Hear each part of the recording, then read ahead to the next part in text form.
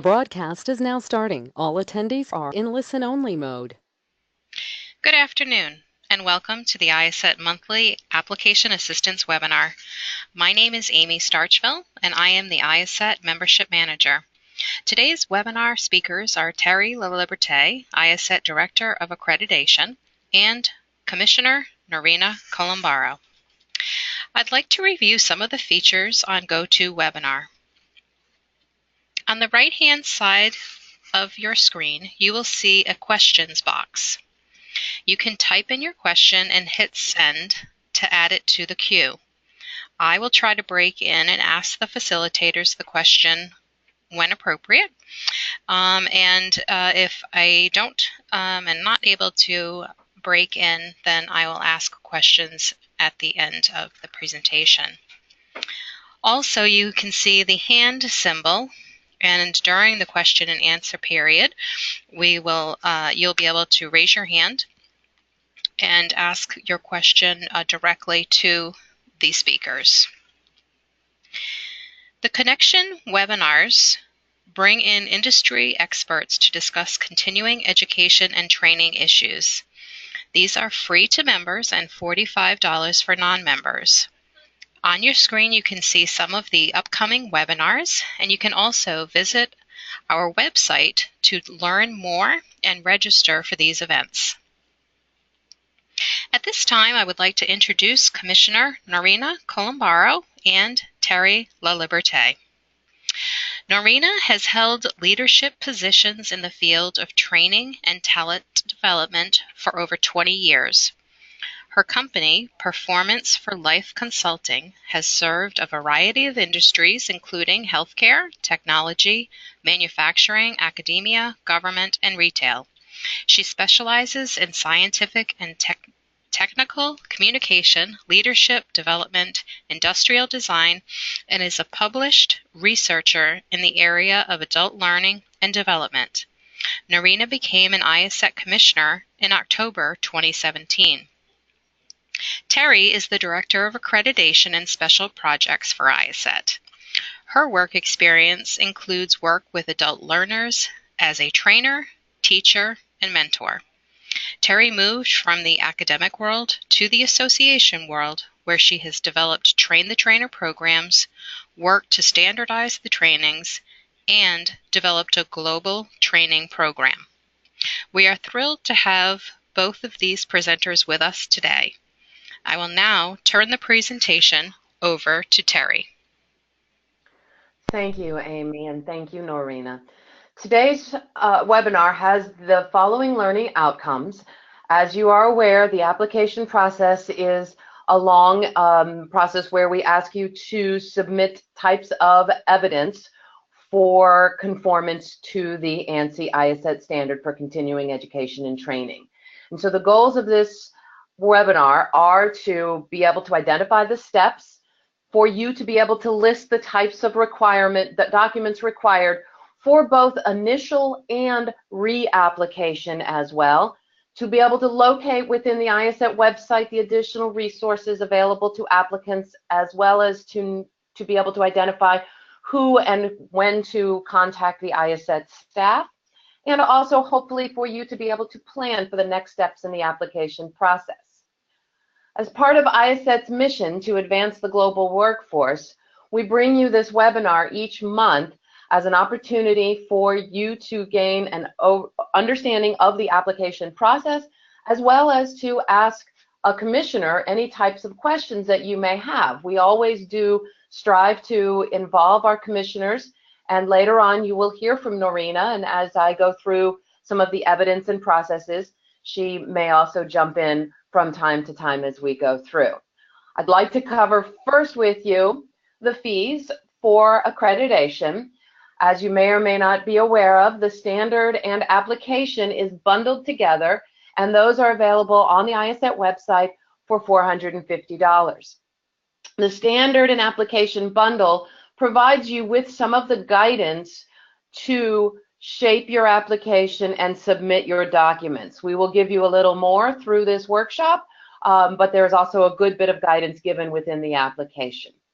Once the application has been submitted and built on the online portal, which I will go through in just a minute, the fee for application for new accredited providers is $3,900. At that time, we also asked for new members to pay their annual membership fee of $985.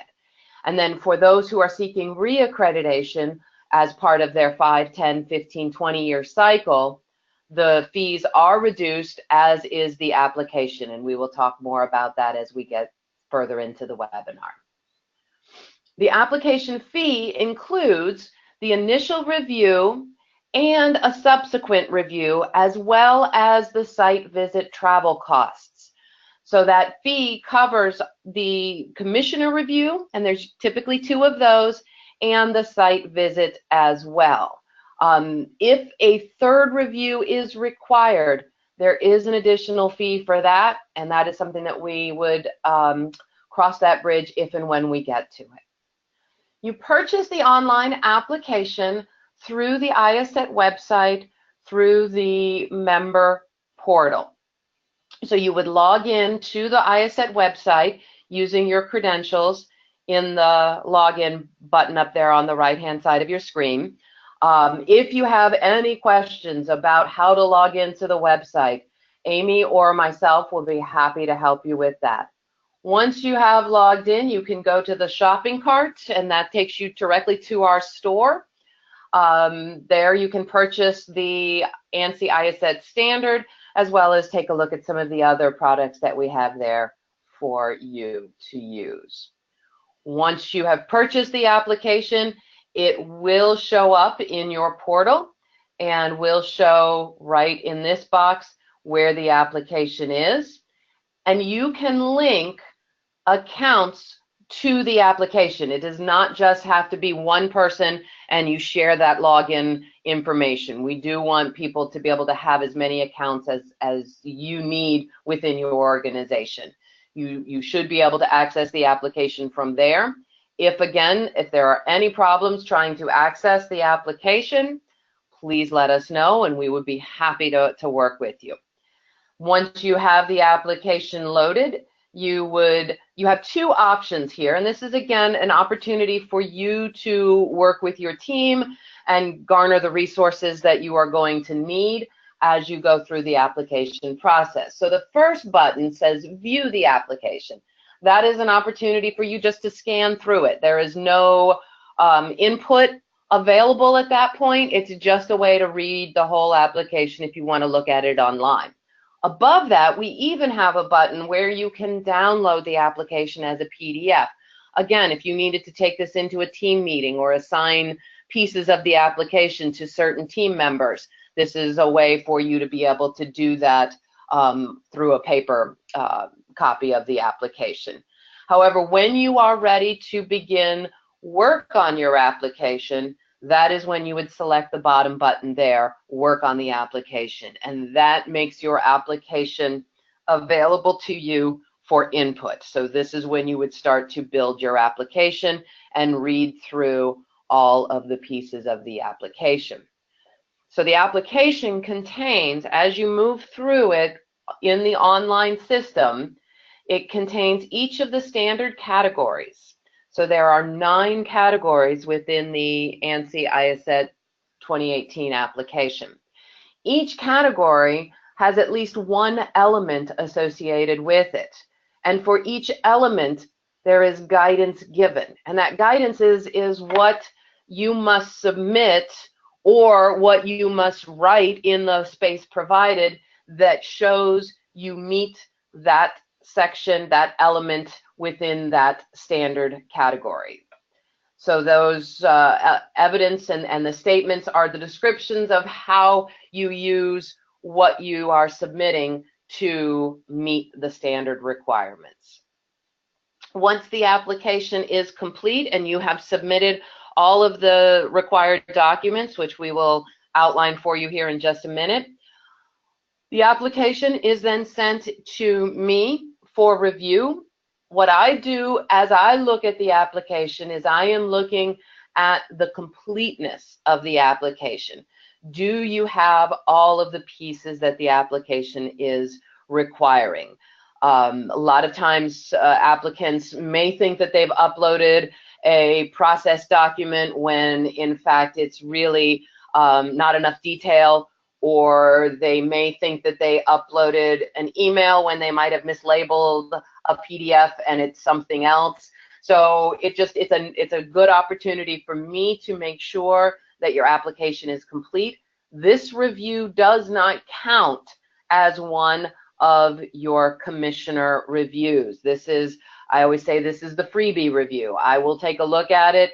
If there's anything that seems to be missing, then I will send it back to you saying this doesn't seem to have enough information. I look at your processes to make sure that they have enough information so the reviewers can make a determination if that process meets the standard element. And that is really an important piece of the application process, is to make sure that your reviewers have what they need in order to make a determination. Once the application is complete and there is enough information to be able to make that determination, then your lead review and your site reviewer are assigned to you. If at any time you want to know who they are, you can log back into the system and scroll down to underneath your application and open it up, and there you will see a bio of your lead and site reviewers. Each commissioner gets a notification that they have an application in their queue that they will then need to review. And so the lead reviewer will open it up and go through it and make sure that they understand everything. If they have some questions, they'll flag the items. The site visitor does the same thing. And then once both reviews are done, they come together and they try to figure out, well, I understood this, oh, I understood that, and then they come together with a consensus comment and assessment. If they can work it out between them and they say, oh yeah, no, this meets the requirements, then that will get pushed to a meets the requirements. If they are confused or need some more information, or they just don't think they really understand what you're trying to explain, how you do something, they will send it back to you. So that is the process. So the initial application review usually takes about, we're trying to be as fast as we can, 3 to 4 weeks, 4 weeks on the outset. And as I said, so the commission will either, after that first review, they will approve a site visit, which I will say is typically fairly rare. The most common result of the initial review is a return to you for further information. And as I always say to the applicants when they call me about this, I say the review process is not an examination that you fail if you get it pushed back after the first review. It is a conversation. It is an opportunity for you to explain more fully what your processes are, what your policies are, how you design your courses, what your assessment strategies are. All of these things your reviewers will want to understand better. And so if at first blush they don't understand how you do something, that's when they're going to come back for more information. But don't think of it as you failed the initial review. It is merely them being curious and wanting to understand more about how your organization works. And Norina, I'm going to ask you to confirm this with the attendees here today, because again, I think so many people get nervous when they get that first return of the application. Exactly, Terry. I think you said it very well. I think it's really important to keep in mind, I know for first-time applicants coming through, is that, you know, we want this to be a good review for you, and it isn't. It certainly is not failing by any stretch of the imagination if we need clarification in some areas. We just want to be able to make sure that we're giving you the best review possible. So I agree with you, Terry. Thanks. And then we even have the option after that first review of a phone call with your commissioners, and your commissioners are happy to spend an hour on the phone with you to clarify anything. If you don't understand exactly what they're looking for, this is an opportunity for you to ask them on the phone, well, I'm not sure what you're looking for here. Can you help me understand? And the commissioners are very happy to help you with this process. So then the second review comes, and that is typically after the second review, you've had a chance to engage with the commissioners, they've had a chance to engage with you and your organization. And so typically after the second review, most folks do end up going on to the site visit. If for whatever reason there does need to be a third review, we do have that built into the process. We do, however, ask that an organization pay an additional fee, because we're asking our reviewers to go a little bit above and beyond if there are significant items that require a third commissioner review. So just keep in mind that the first two reviews are absolutely an opportunity for you to really shine and show what it is that you are doing. But if after that second review there are substantial questions that still remain with your commissioners, that's when we would ask for an additional fee of about $400. Once the application has been deemed ready for site visit, the site visitor, we have, like I said, we had two commissioners. We have the lead reviewer and the site visitor. The site visitor will reach out to you, work with you and your team to schedule a date that works for everyone. They're not just going to show up on your doorstep. It will be a well-planned and organized event. They will be giving you an agenda, a list of items that they're going to want to see, and you'll be given plenty of time to be able to pull all of that together. The site visits typically take anywhere from 4 to 6 hours, but that's usually it. And we do try to be as least invasive as is possible on the site visits. So you will be able to put the site visitor in a room and give them access to your LMS if that's where all of your courses live. They want to see the facility. They really do enjoy meeting the training staff of your organization. So all of these are again, opportunities, and the feedback I have gotten from so many applicants is that it really is a lot of fun to get to the site visit, because they get to show off what they're doing. Your organization gets to kind of blow your own horn at this point. And so it can be a lot of fun to do that with somebody who speaks your language. And that is what our site visitors bring to the table, is their expertise and experience in adult learning and continuing education and training.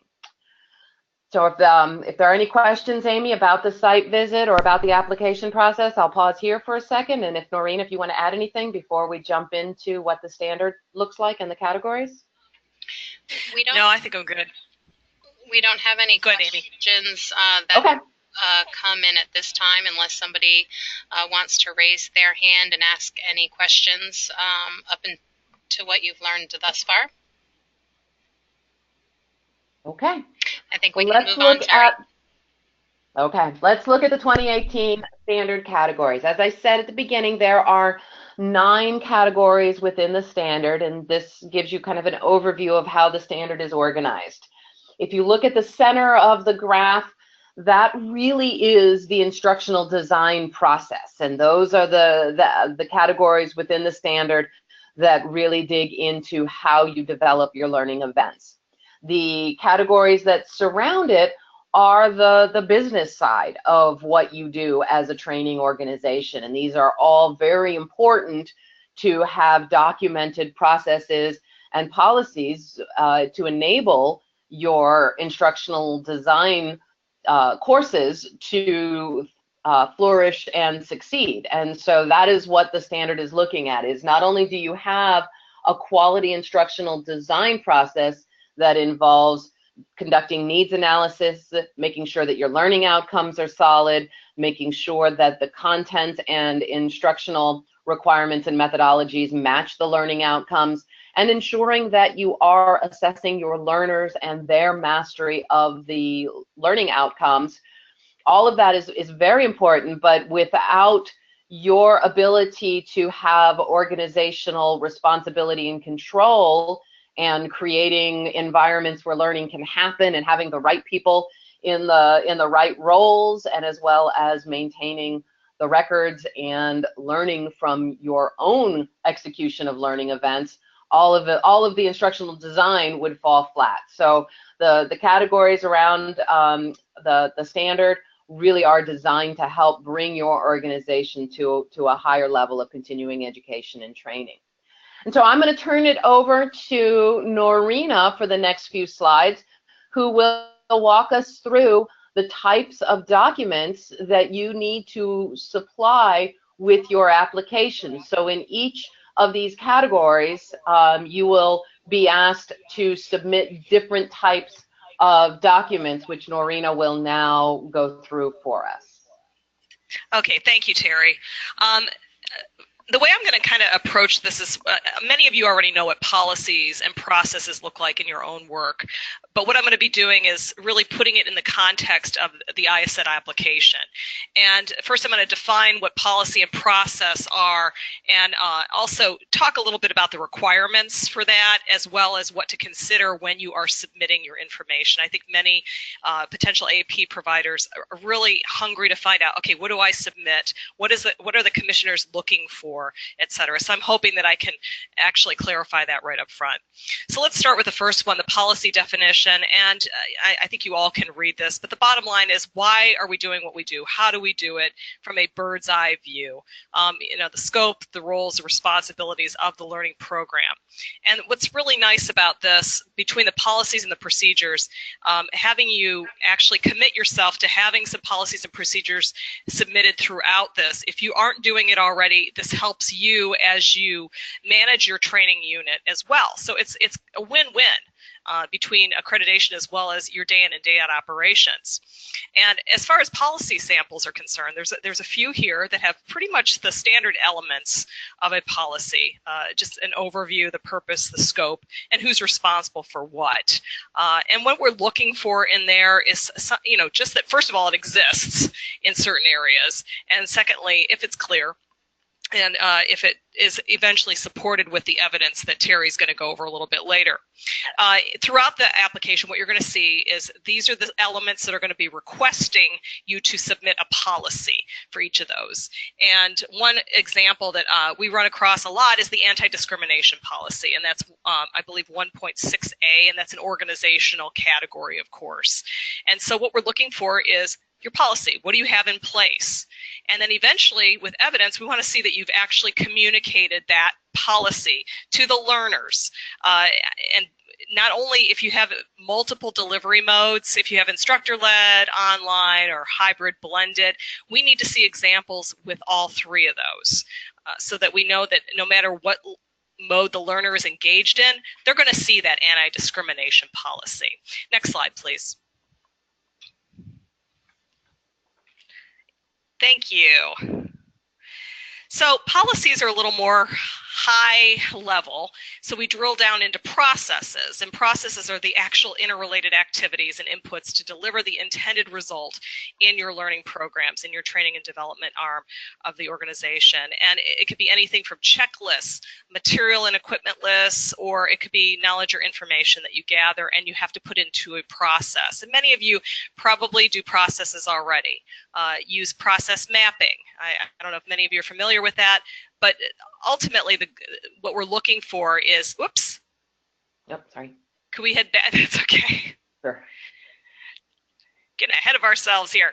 A good process includes obviously the who, the when, using what tools in that process and what steps. So for instance, one example of a process that we come across is inputting the records into the LMS or learning management system after a learning event has taken place.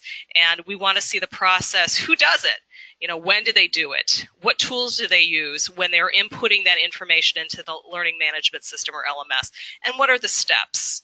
And it needs to be a logical process. So that's what's very important that the commissioners look for. And next slide, please. And here's a couple examples of some processes. And what you'll see is that it's pretty much, there's a couple different representations. Certainly if you have a process map, that's great. I love visuals, so I think that's, you know, a really wonderful way to communicate your process. But again, if you also have it in a narrative, step by step, as long as you have those elements in it, that's what we're really looking for as we do the review. And next slide. And this is where some of the processes are throughout the application, where we will also want to see not only the process, but eventually it'll drill down into the evidence pieces that show us that you're actually doing that process. So at this point, Terry, are you going to talk about the evidence? Sure. And you'll notice, as Norina mentioned, for each policy and process, for each 1.1a, there is always a 1.1b. So for every policy, every process, we want to make sure that we see the evidence of that policy and process either being communicated or carried out. And so that's where the evidence comes in. And the evidence can come from a myriad of sources within your organization. A lot of the evidence can be in terms of the communications that you supply to your learners. And again, those communications can be push notifications from your system. So they may be screenshots that you have to capture for your reviewers and put those into a PDF. They can be emails that you send to your learners or that your system sends to your learners, letting them know that, oh, you are registered for this webinar and in the hour you will expect to learn whatever it is, all of those pieces. Then also evidence can include pages from your student handbooks, your instructor handbooks, the manuals, any kind of staff guidelines that are given. As Norina mentioned, one of the processes that they look for, that the reviewers are looking for, is how is the information input into your records maintenance system. So what kind of a staff handbook or manual do you provide, or it can even be a wiki page. What your reviewers want to make sure of is just that it is documented. And this is Terry, something, can I, go ahead. No, I was just going to say also, if you have some concerns about having your evidence uploaded into our system, again, you can always redact names. We just want to see that you are actually doing what you say you're going to be doing. So I want to make sure we allay any concerns about privacy, etc. Absolutely, because thank you, Norina, because we do also ask for you to supply us with learner records. And most of the times our providers and applicants will redact the names of the learners within the documents that they submit. And I'm going to talk about how to submit the documents in just a minute, but I wanted to show you this screen because this shows you, if you see, all of the evidence elements are typically the B elements. So as you move through the application, it will ask you, what do you do? And then show us that you do it. And that's really how you think about the application as you move through it when you're building your application for accreditation. Terry, we have a couple questions about the evidence. Sure. You could go back. Well, one question about the evidence is how much is needed? Is it a month's worth or more? That's a great question. Thank you so much. The evidence that we are looking for and the examples that you will supply to us, and I'll get to this as well when we talk about selecting an exemplary course. We are looking to be able to prove that your organization has lived under the policies and procedures that you are documenting in your application for a minimum of 3 months. And so we don't need 3 months worth of emails. But what we would like is, if your application is submitted in April, that maybe one of the email dates that you supply as evidence would go back to January or December, because that would show us that this is a continual communication that you use. So there's not a quantity that you have to gather 3 months worth of data, but that we want to be assured, and your reviewers will be looking to make sure that you didn't just implement this policy to put it into your application. So if you find, and we'll talk about the next steps, if you find that you do not have a policy or process that is required by the application, and we'll walk through how you would identify those gaps, you would need to get it in place and implemented as best you can for at least 3 months prior to submitting the application. So I hope that answers the question. Okay, thank you. And if you can just clarify, where do folks find the exact policy numbers that you're referencing? Like, where do they find 1.6A? And then you referenced 1.7B. Where will they see that? Thank you. That will come through as when I mentioned you purchase the standard and the application.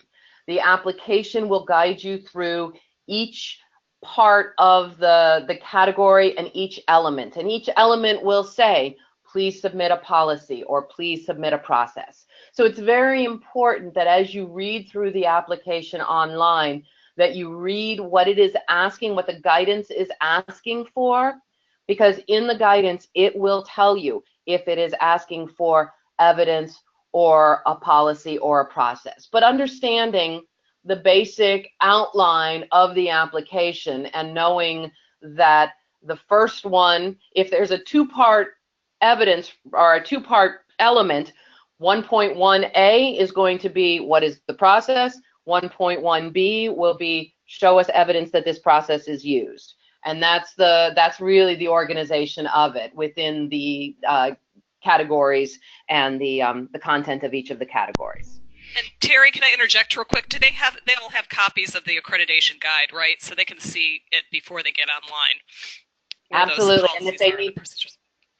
And if they need to also download the application and have a print copy with them as they're working through it, the application is very flexible. The online application is very flexible. And if you stop in the middle because you need to go and have a meeting with your IT department to get your privacy policy off the web, then you can stop in the middle and you're not going to lose any progress. So I think that's an important piece to mention as well.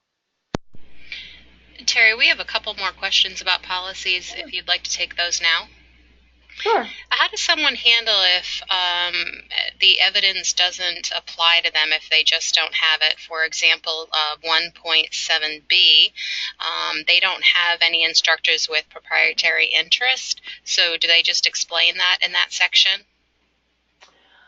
I was just on a call today with a provider and their reviewers, and this does come up, and this comes up quite often.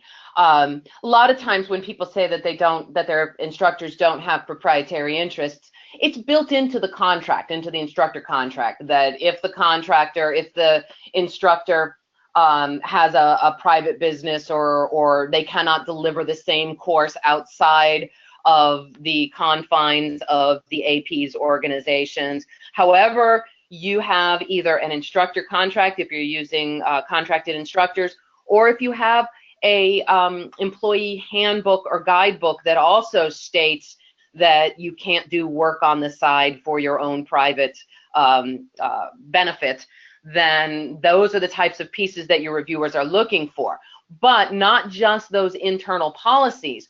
What your reviewers are looking for is that you are making this known to your learners. So if your company policy is that none of our instructors would ever receive commercial gain outside of their normal paycheck for teaching for us, because we have it written into our employee handbook that everybody signs off on that they're going to agree by these policies, send that to put that as part of your evidence. But then you also need to make it clear to your learners. And just saying that our instructors do not have a proprietary interest in the training that they are about to give you or that they will deliver is typically enough for most reviewers. I'll let Norina chime in here too, but I know she's seen a couple as well that this comes up. Thank you, Terry. If it's the case where the instructors for sure don't have proprietary, you still have to let learners know that. You can't put not applicable or anything like that into your application.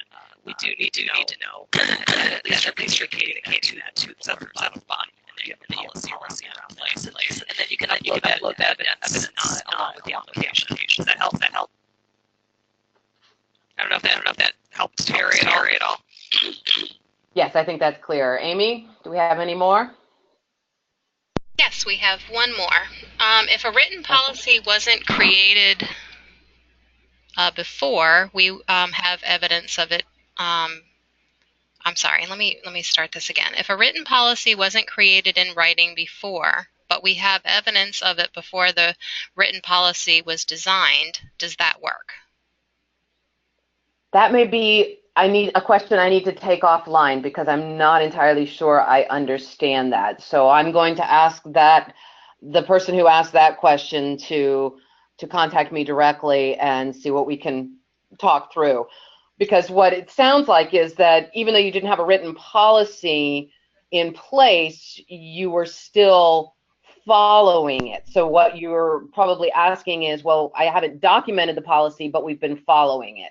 And again, the documentation is an important piece of accreditation, but the evidentiary proof of following the policy, that's a hard one, and I would have to get a better understanding. But I think that as long as the evidentiary proof is there, then going back and documenting the process for the reviewers to understand better should be sufficient. But I can never guarantee that something will pass or not. That is really part of the conversation that as an applicant you would have with your commissioners. Okay, yeah, I think that answers it. And he's saying that basically we have had the policy in place, but not in a written format. Okay, then yes, if it's just a matter of documenting it for the application, then that is, again, one of the benefits of accreditation is it forces an organization to document all of the things that they are already doing. So that would be helpful for your review team. All right, so I'm going to move on to the application, and one part of the application that again can cause a little bit of angst for some of our applicants is the application asks for examples from your courses, your learning events, the education that you deliver, however you call it, and however you deliver it. IACET has put things into 3 buckets just to make it hopefully easier for folks to be able to determine what kind of examples we are looking for. So we look at the delivery methodology as being into 3 very broad categories. The first one is live, face-to-face, instructor-led, however you want to call it. This is where the instructor and the students are in the same room at the same time and place.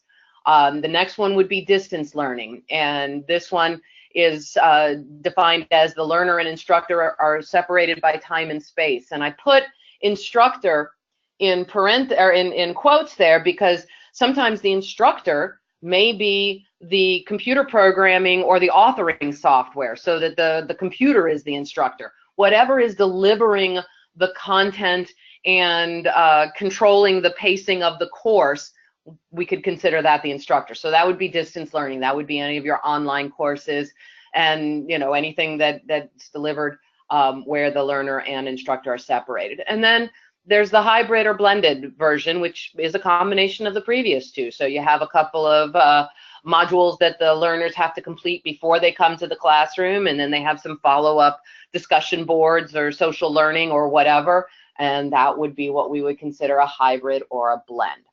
So for your application, what the application is asking for is examples from each methodology that you employ. So what that means is as you move through the application, it will tell you, here we want to see the actual learning outcomes from a learning event. If you only deliver your training live, face-to-face, you will input 1 training course there with its learning outcomes. You'll also pick another one because they really do want to see 2 courses learning events so that they are learning outcomes, so that they understand that you know how to write quality learning outcomes. But if you only have face-to-face courses, you're going to pick your best course, the one, your gold star course, the one you're the most proud of, and maybe use that one as all of the examples going through the application. They really do want to see how the learning event flows through the ADDIE process. So please don't confuse your reviewers, and if you have 20 different courses, each time a course example is asked for, you submit a new one. Pick one course, stick with it. Now, That's only if you have one type of delivery method. If you deliver your courses using all 3 of these categories, then they're going to want to see 3 exemplary courses. So if you have a live course, a distance course, and a hybrid course, then you're going to need to pull examples from those 3 courses each time the application asks you for an example from a learning event. So that means that in your application, you may have up to 3 exemplary courses if that is how you deliver your training. So that's, I hope to clarify how to pick your courses. You really do want to make sure that you are using the courses that have solid instructional design behind them, that you can pull the needs analysis that you did at the beginning of the development process, and that you have enough evaluation and feedback to also satisfy the elements of the application. So this is an area where I think, again, some applicants do have a certain amount of confusion in terms of what to pick. So this is, I hope, clarifying which exemplar, what courses you need to upload into the application. And what we are looking for in those samples will be explained in the guidance in the application. And every piece of exemplary course material that you would submit needs to be in a PDF format. So that means if you are taking screenshots off of an online course, you would combine those screenshots into a multi-page PDF. So hopefully that clarifies. One last piece that I want to talk to before we talk about some of the tips and tricks of the application is the reapplication, or the reaccreditation application. So after 5-year cycles, you would be asked to submit your reapplication. It is not the same process anymore as going through initial accreditation. It has been simplified, we hope.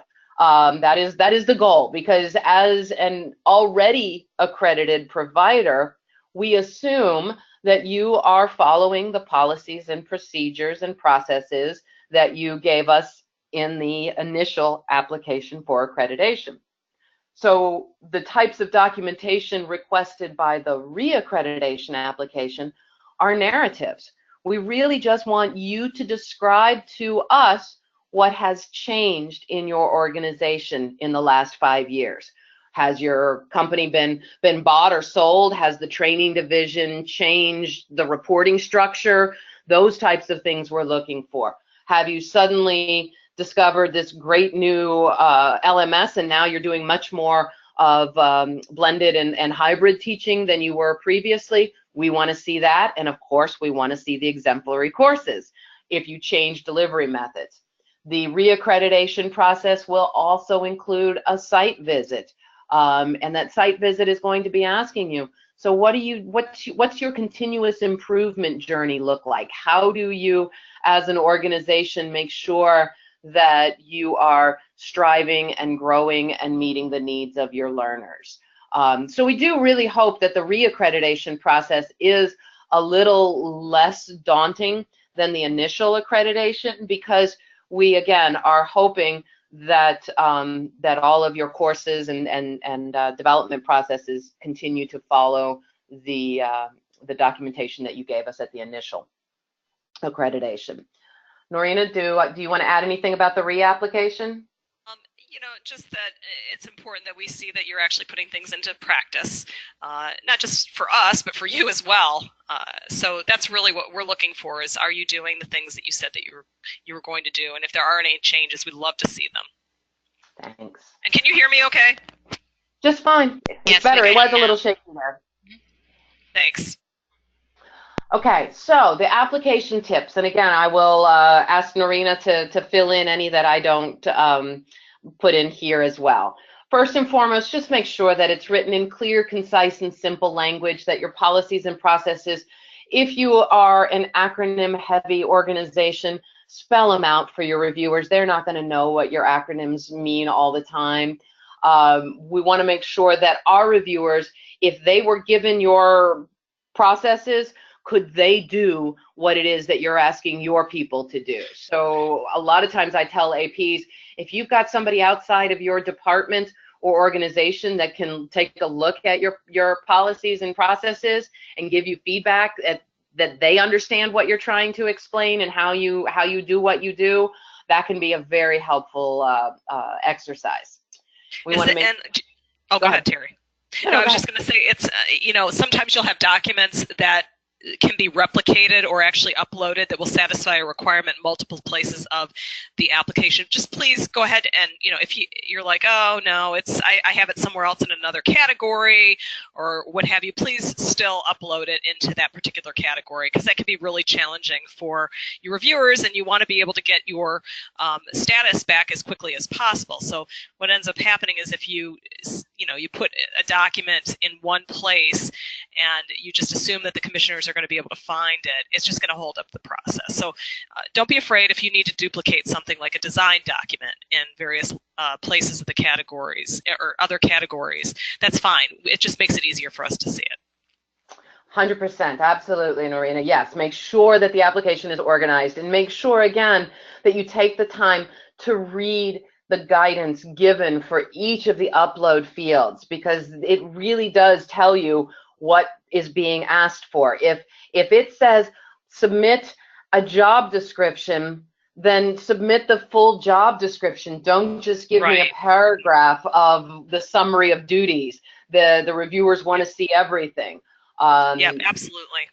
And if you can highlight, Terry, I'm sorry, I didn't mean to interject here. If you can highlight some areas too, that's really helpful for your reviewers, because, again, you're uploading some documents that are pretty voluminous. I mean, there's a lot of pages in them, and it makes it easier for us to see precisely what part of that document fits the requirement. Absolutely, and as I said, everything, the application will not allow you to upload anything that is not a PDF, and that's just standard archival protocols. But what that means, though, is you will have one PDF per element throughout the application. So when I was an AP and building our application, what I had to do was combine pages into a multi-page PDF. Oftentimes, people think that they've uploaded the page 2 and page 3 when they're separate PDFs, but what you're going to have to do is, if you need multiple pages to show evidence, you're going to need to combine them into one PDF using some type of PDF editor tool. So just keep that in mind. And as Norina said, you're going to most likely submit the same document in multiple places in the application. What makes it very easy for your reviewers and will speed the process along is if you can highlight those sections that are relevant to that element. So if it's the same document you uploaded in category 5 that you're uploading in category 7, you're uploading it for a different reason in category 7. So highlight that information that is relevant to category 7. And as I said, choosing the exemplary course, make sure that you are using the course that best represents what your organization is capable of, and use the same course or courses throughout the application. Norina, anything else we want to add before we move on? Just one thing. I just want to emphasize, use that same course. What makes it really difficult is the reviewers want to see continuity. They want to see this one course and drawn out along the categories and the elements so that we can see the full picture. And I've seen a couple where they switch off courses, and it's really important to stay consistent. Great. All right, at this point, Amy, I'll open it up to any questions before we talk about next steps and additional resources. Okay, great. We have one question that's come in. I see in several places that one needs to alert the participants about CEU credits for the workshop, but how can I show evidence that the participants are aware of CEU credits when my learning activity has not yet been accredited to give CEU credit? Excellent question. And for an initial application, this is the one area where the reviewers will accept this is what we are going to do example. So what I always tell applicants is you will mock up a letter saying, Dear Jane Doe, you have attended our dog grooming course that has 0.5 CEUs associated with it. You have successfully met all the requirements for the CEU. Congratulations, you now have 0.5 CEU from Terry School of Dog Grooming. So having that as, and then put at the top, since we are not an accredited provider, this is the notification that we will be putting out there.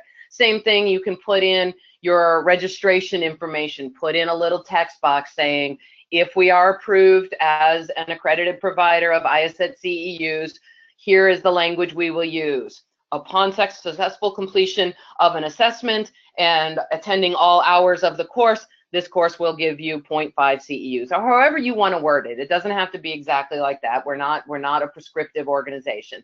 But what we are looking for is that you've thought it through. Once you are, assuming that all goes well, which I'm sure it will, then you are an accredited provider, how you will be communicating this to your learners going forward. Okay. At this time, I would like to invite anybody to raise your hand with that icon symbol on the right side of your page, and I'll unmute your speaker so that you can speak directly to our facilitators. If anybody's interested in that, please do so now.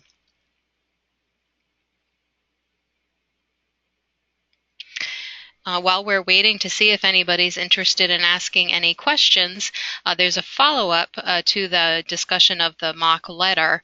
The person is wondering, they think it's going to be confusing if they give a mock letter to the participants.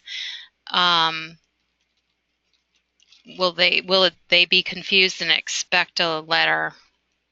Will they expect a letter after? Oh, I wouldn't, this would be a letter that you wouldn't send out to your current participants. This would be just something that you would have once you're ready to go, but not anything. Your reviewers would not expect you to be sending these mock-ups to the learners until you are an accredited provider. So this is something that you would just design and then hold in reserve until you achieve accreditation. I'm sorry if I was not clear. Okay. Okay, let's see. James has a question. However, James, I am not unable to mute you. You need to, I guess, log in with your PIN. So if you want to type in your question, I'm happy to read your question aloud. Does anybody else have any questions at this time? Terry, I think we can move forward at this time. Okay, if James's question does come in, just let me know. I just want to quickly review for folks additional resources. Once you purchase the IACET standard and application bundle, you will find additional resources become available to you on our website through either the resource tab or through your portal. You will see application resources underneath the menu item for the application. These resources are very helpful as you work through and build your application and as you work within your organization. Not only will it give you the language that you may want to include in some of your policies and processes, it can also provide you with, there are some templates for a design document, as well as some really good research and white papers on anything from Bloom's taxonomy to Kirkpatrick's levels of learning and training evaluation. One of the key pieces that we also give you with this webinar is the accreditation guide, which is a document that lays out what time frame your organization can expect, as well as talks through some of the benefits of accreditation. It will also give you a hard copy of the AP agreement that we ask you to sign. So there's a lot of information in that guide. Within the handouts also is what I was talking about earlier in the gap analysis or the self-assessment or self-audit checklist. So this checklist, this Word document that is in the handouts for this webinar, takes you through the standard and the application element by element, asking you, do you have this policy? Do you have this process? Do you have evidence for this process? And it really will help you to fine-tune as an organization what is missing in order for you to be able to submit the application. So once that has been completed, you will have some real dates and milestones to be able to put into the application project plan. And there are two included in the handouts with this, one for reapplication and one for initial. Obviously, initial application is going to take a little more time, and the reapplication doesn't require nearly as much of a time commitment. This webinar is designed as a quick overview of the application process. We do encourage you, if you can, attend our AP workshops. Those, again, are facilitated by me and another commissioner. We offer these workshops throughout the country, throughout the year, in both a live or virtual attendance option.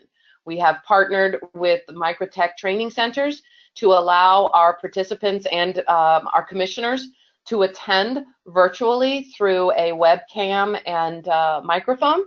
And we have had great success with these AP workshops in having our attendees both in the room and attending from either their homes or their offices. On the screen, you will see the next dates. We are actually offering the AP workshop coming up in April. This one is an in-depth workshop. We are going to take a day and a half. So the first day will be the standard and understanding the application and going through all of that. And then on the second day, which will just be a half day, we will take a deeper dive into the instructional design process. So we will really pull apart how to conduct a needs analysis. We'll talk about writing learning outcomes, ensuring that instructional methodology matches the learning outcomes, looking at assessment strategies, and digging into evaluation. So this the second day will hopefully help those who come to the training world without necessarily a background in adult learning and adult learning theories. So your next steps after this webinar is take a look at the resources. If you've already purchased the application in bundle, please do take a look at those resources. I think Norina can vouch for this in that I think most commissioners can tell those applications where the folks have read those resources and used them, right, versus those that haven't. Absolutely. They're wonderful. Take advantage of them. Yeah, and they are free for you to use. Contact us if you have any questions. I am always available to schedule a phone call. I can't always promise to be available when you call, but I do try to make time for applicants who are struggling with building their initial application. And then we are very happy to help you with all of that. And we will offer this application assistance webinar again next month. And if there are no further questions, I will turn it back over to Amy. Thank you, Terry.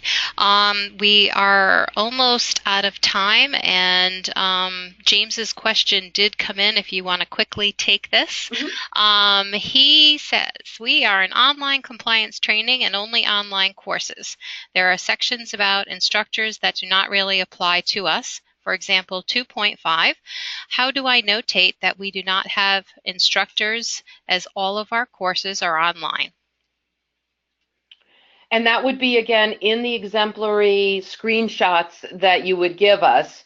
And again, your reviewers are familiar with completely online organizations that don't really use. Again, the instructor would be your instructional designers as well as the other folks involved in the creation of the online courses. So where we're asking for qualified personnel or non-discriminatory policies, we're looking at the organization. So we're considering your instructors to be not only the LMS, but also the people who are programming the LMS, designing the courses, and uploading them into whatever authoring or webinar software. Norina? Exactly, and I think what's helpful too is just to let us know that that's what you are concentrating. That's all you offer is online, so we don't get confused between instructor-led and online. And that is the perfect way to handle it. We'll be able to take that. That's acceptable. Okay, Terry, do you have anything else at this time? I do not, except gratitude to Norina for joining us, and for all of you for giving us an hour of your day. My pleasure.